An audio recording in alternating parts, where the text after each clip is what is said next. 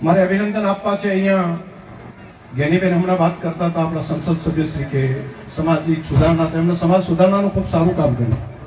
હું એમને સમાજને પણ અભિનંદન આપું છું કે સમાજમાં ખોટા રિવાજો બંધ કરીને, વ્યસનો બંધ કરીને તમે આ કામ કર્યું છે. એ અનુકરણીય કામ છે, એના માટે અભિનંદન. અને આપણે પણ એક વ્યક્તિએ, મેં ત્યાં વાત કરી હતી ભાભરમાં કાર્યક્રમમાં, માન્ય સંસદશ્રી હાજર હતા, તેના ધારાસભ્યશ્રી પણ હાજર હતા, અમે આગેવાનો હતા ભાભરની બોર્ડિંગમાં, અને ત્યાં જઈને વાત કરી હતી કે ખોટા મેળાવડા ઓછા કરાય, બોલામણાના ખર્ચા ઘટાડવા પડે, વ્યસનો બધા બંધ થવું પડે, શિક્ષણમાં ખર્ચો કરવો પડે.